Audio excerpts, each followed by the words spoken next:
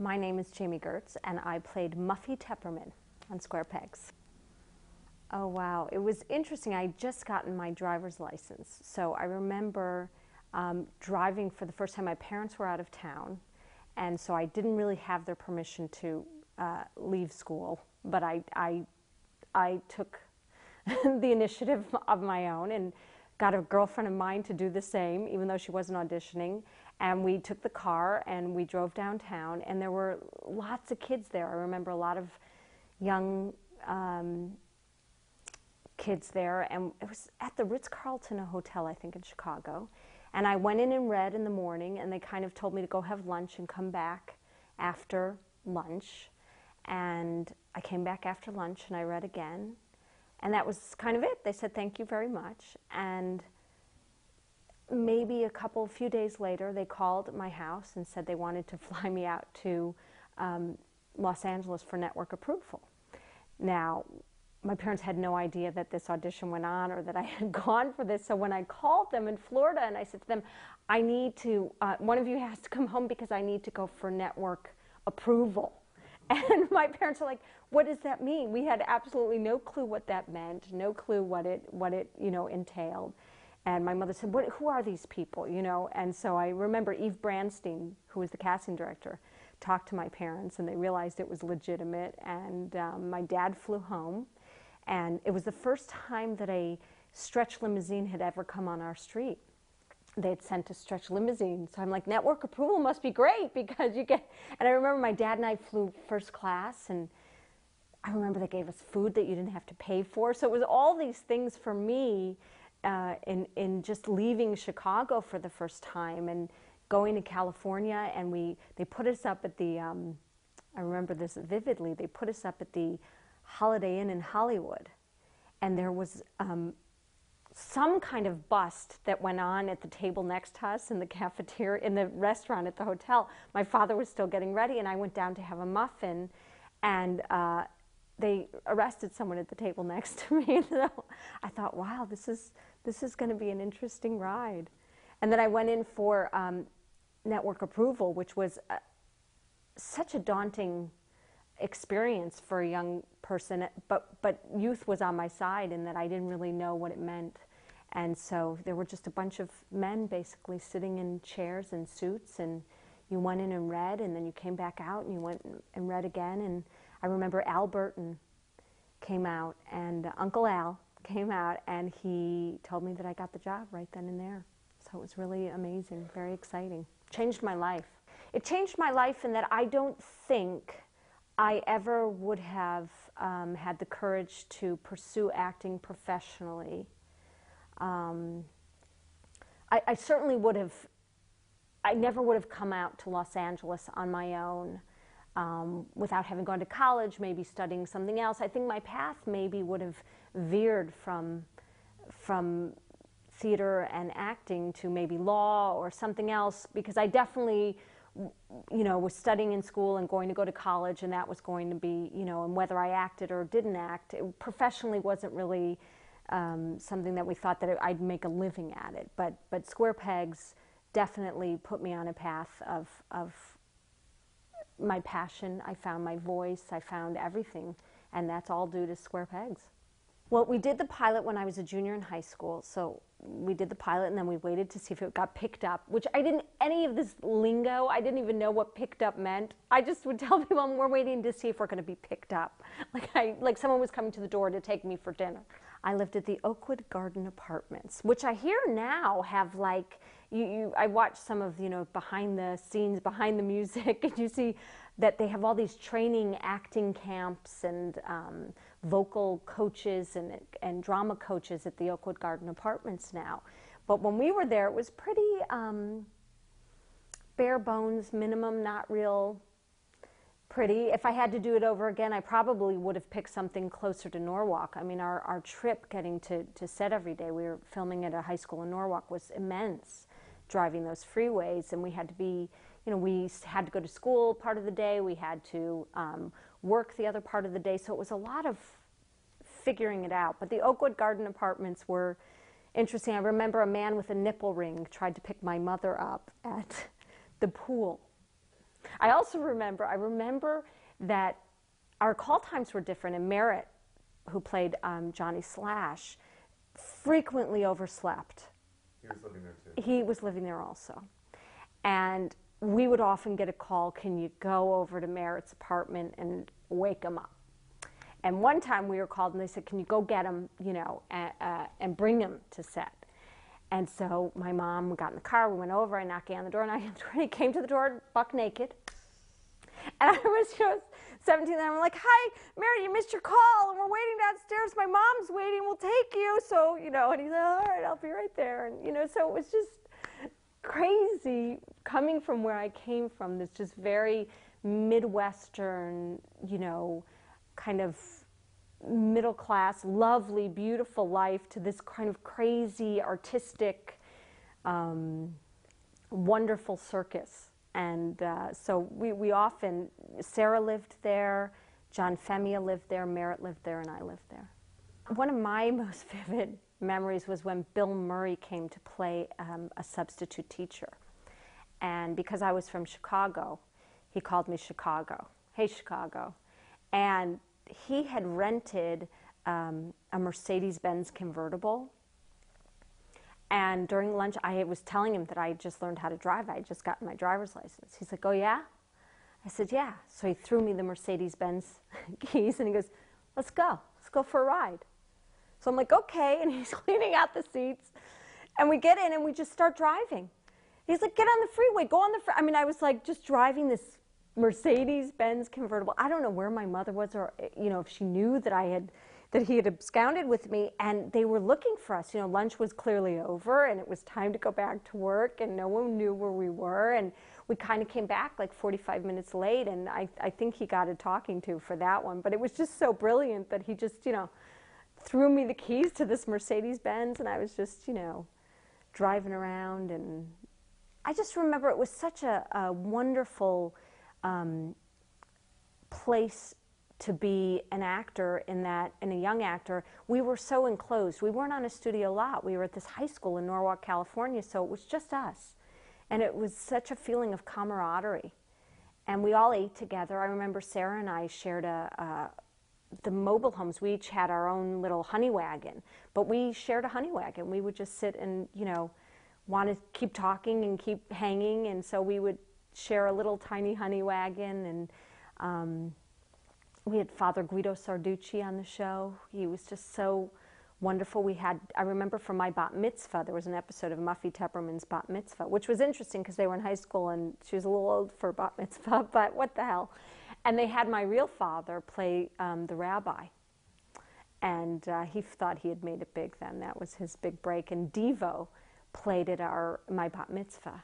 And there was Devo, you know. I also remember that we postponed filming because John Belushi had died. And everyone was so sad about that. Now, I had not really known a lot about Saturday Night Live. I just, where I was coming from, I didn't watch a lot of it.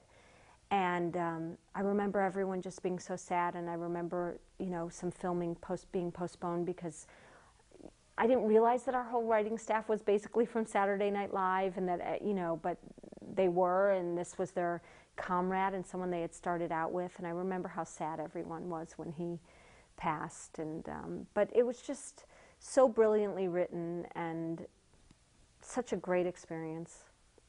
I was closest to Sarah at the time. Yeah, our apartments were basically right across from each other at the Oakwood Garden Apartments, and her mother is just such a lovely, lovely woman. I mean, I remember she was always making some kind of Chinese food concoction, or, you know, and my mom was just putting pizza bread in the toaster, and you could have a Hershey bar at my house, but not at her house. They ate, you know, she was kind of progressive. You know, we always had to listen to NPR on the radio. You know, my mom made me listen, you know, I could listen to Billy Joel. I was listening to, you know, but when we got into Sarah's mom's car, we'd have to listen to NPR, and you know, education was paramount in their family. She was a teacher, and I remember Aaron and Allegra. I learned a lot. Aaron and Allegra, Sarah's little siblings went to a Montessori school, and I never even knew what Montessori, how progressive was that? What's that like? And so we were really close back then.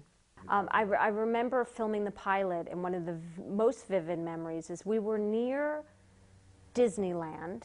I remember I kept wanting to go to Disneyland, and there was a horrific smell, a sulfur smell, near where we were shooting and near this motel that we were staying at, which was, a dive motel.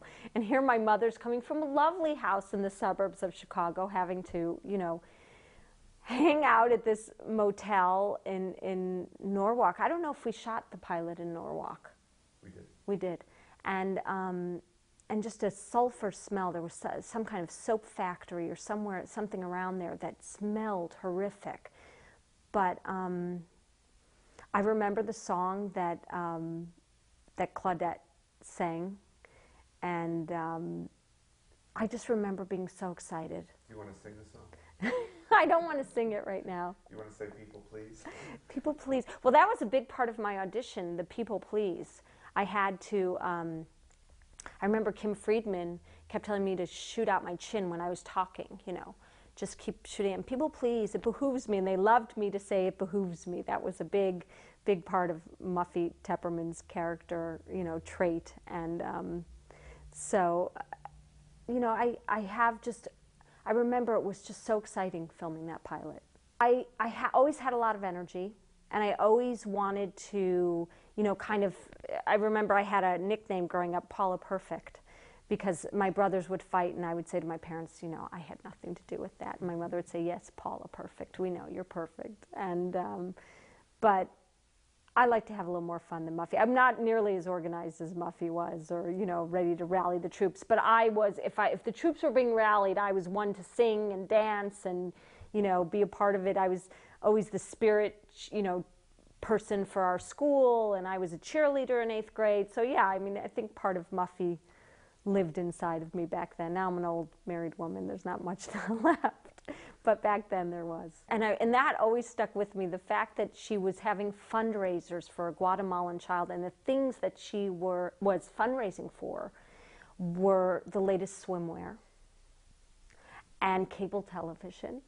Things that a poor little Guatemalan girl desperately does not need were what Muffy was raising money for, and always concocting these crazy schemes to help her Guatemalan child. I think it is amazing. I think it was ahead of its time. I think CBS just didn't know what to do with us. I think it was a bunch of kind of young, wild writers that didn't fit the mold of what Hollywood was. They came from New York, they came from improv, they came from sketch comedy, and here they were going to be on prime time.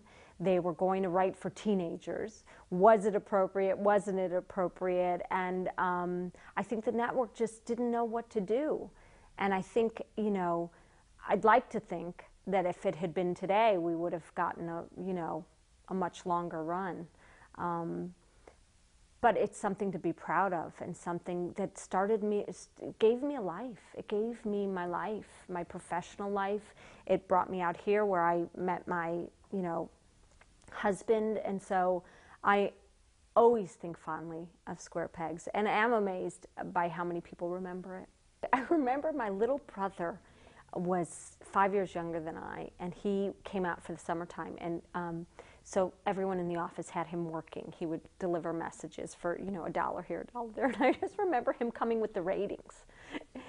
And here he was, 9, telling me about our ratings, because he had heard in the office someone talking about the ratings, and the fact that here's this little pisher, running around talking about ratings. But it was all that stuff that was not in my vernacular, that I now, having done television for years and having realized how difficult it is to get something on the air, let alone sustain it and keep it there, is huge. I think a lot of times networks are just so crazed if it's not an immediate hit, and they just don't give it the time that you need to find that audience. But we did. We had millions of people watching. Well, I'm always amazed when people say, Muffy, and I'm like, oh my God, that was 25 years ago. I cannot believe that that's, and I've done a few things since, so I'm kind of like, wow. But yeah, people are always so kind. I think it made a lot of people what they were thinking in their heads and feeling in their hearts. If you didn't fit in, if you weren't quite the popular, hip, cool person, Square Pegs made it hip and cool to be smart, to be funny, to be different. Because the four main characters were smart, funny, and different. And so I think a lot of the kids who watched it, a lot of the teenagers went, you know what, they're cool. They may not be, it made the in crowd look so, pathetic and silly, and the nerdy crowd was just this smart, irreverent, funny, interesting group of people, the people you wanted to hang out with. When I heard that the show was canceled, I was devastated. I mean, I remember it was my senior year of high school, and I did not want to fill out my college applications. And my mother was desperately trying to get me to fill out my college applications. And I'm like, Mom, I don't think you realize I'm on a major television show. She's like, yeah, fill out your college applications. And Marge, who was the set teacher, was making me fill out my college applications. And I just thought this was going to go on forever. It was so much fun and so interesting and so cool. And I thought it would go on forever. And I remember just crying and crying when I heard that we didn't get picked up. I just could not believe it. And it was just it was such a coming of age for me. And then it was just like cut short so quickly. But thank God I filled out the college applications, because I went to NYU and I, studied for another year. But I was kept on by Embassy Television to work on. They had given me a contract to kind of work on Facts of Life and Different Strokes, all the shows that they had at the time. I worked on a lot of those shows during my freshman year of college. So that's really, they were very kind to me. But then I needed the money. I was, either you were going to study to learn to be an actor, or you were going to be an actor, and here I was getting opportunities to be an actor. And so it was a no-brainer. And then I came back out here when I was 18. It was just such a lovely sense of family. No matter what was going on in your outside life, when you came to set, it all went away. No matter who's had the crazy parents, or who, had the crazy siblings, or what was going on, when you got to set, it was just about creating. And it was just about having a good time. And I remember Tracy Nelson taking me. She had this Honda. I believe it was a Honda. And she could drive. I thought that, she was so cool. And I remember she took me down Coldwater Canyon in her Honda. And I was so nauseous from the Coldwater Canyon, this very spirally, road here in California. And I just thought, God, if I could just be her, if I could just get a little bit of that. And, and Sarah's beautiful voice. I remember Sarah would just sing, and out came this extraordinary voice. And it's so interesting to me, her success, which has been so extraordinary and lovely, is not so much based on her voice, which was so beautiful. I mean, she was Annie on Broadway. And I remember she sang in one of the episodes, Cafeteria Line, and I remember I went with her when she went to record the song. And I remember being brought to tears because it was so beautiful. And I couldn't believe such a beautiful voice was coming out of this little skinny, tiny person, was this big, beautiful voice. And so it was just a magical time that I will be eternally grateful for.